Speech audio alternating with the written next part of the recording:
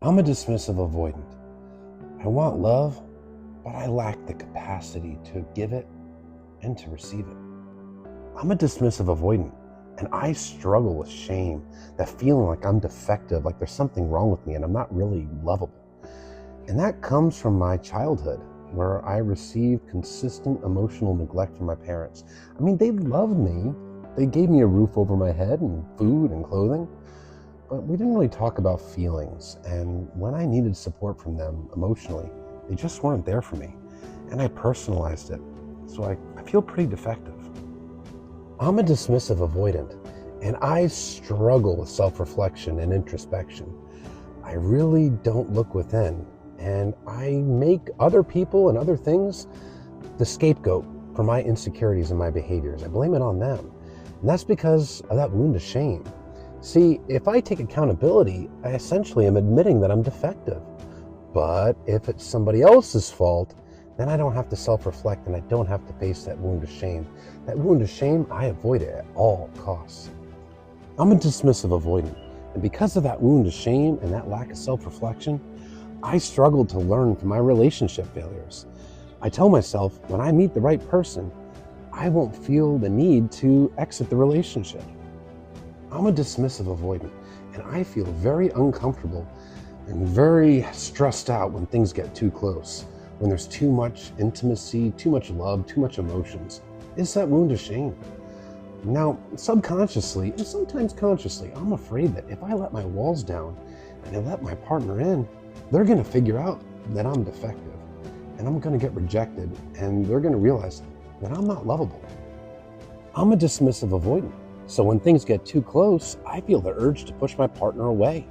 That way, when there's emotional distance, I feel safe again because I don't feel smothered, I don't feel suffocated, and I don't feel like I'm at risk for getting exposed as being defective. But I really don't want to face all that, so I try to find reasons in my own head that it's my partner's fault that I need to push them away. I'll tell myself they're too clingy, they're too needy, they're just too this, they're too that, we're just incompatible, because that way I don't have to actually face that inner shame which drives my insecurities. I'm a dismissive avoidant. I really fear conflict, and that's another thing that'll cause me to want to run away. As a kid, I could not express my feelings. They were shot down and dismissed. I'd get in trouble if I expressed too much emotions. So when there's any kind of disagreement, it really triggers those feelings of defectiveness and fears of rejection and anxiety. So I shut down and tell myself that a relationship should be easy. There shouldn't be any conflict. There shouldn't be any disagreements, because I'm afraid that if I get into a disagreement, I'm not going to meet the expectations of my partner and they're going to reject me. I'm a dismissive avoidant. Emotions were never safe for me to express, so I learned they're just not safe in general. So I look for ways to avoid feeling my emotions, and I will distract myself and immerse myself in things like work, because that way I'm distracted, and the bonus is that if I have a romantic partner, the work, it helps keep emotional distance between me and them. I'm a dismissive avoidant, and I'm a love bomber. I will let all these bottled up and suppressed emotions flow out onto you early in the relationship. You see, I think you're the answer to all my problems when we start dating. You haven't triggered my wounds yet. My fears have not been activated. So I think I finally got it right. I met the right person this time, and that dopamine is flying high, and I'm feeling good, and it's masking all of my insecurities. Problem is when that dopamine starts to come down and the relationship gets more real, my fears start to get triggered, but I don't want to face that shame, so I need to find a way to blame it on you. I'm a dismissive avoidant, and I struggle with emotional growth and emotional maturity. You see, I really struggle with self-reflection and introspection, so I'm always blaming other people for my actions, so I don't really learn from mistakes and failures, especially when it comes to relationships. I can learn a little bit in the workplace, but I don't really learn anything when it comes to emotional stuff. So I actually have a bit of emotional immaturity, and when I get triggered, sometimes I'll give you very childlike responses, and I can also be very impulsive. And I need immediate gratification, because that gratification gives me dopamine, helps me mask those wounds that I don't want to face. I'm a dismissive avoidant. I feel safer in a relationship with a partner that's toxic, like a narcissist, or another avoidant. because there's no threat of emotional intimacy in that relationship.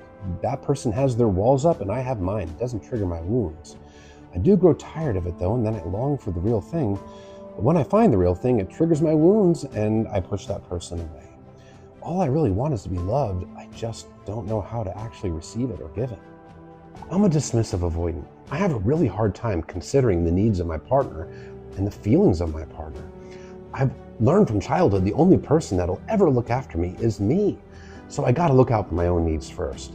And I also really struggle to empathize with my partner when I'm triggered, because I'm really just so focused on my own needs, it's really hard to consider them and consider the pain they might be in.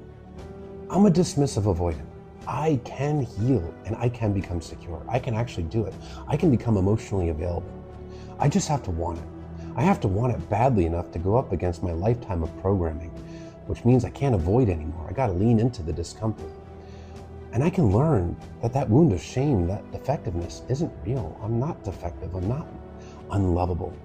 I actually can be loved and be worthy of love and give it in return.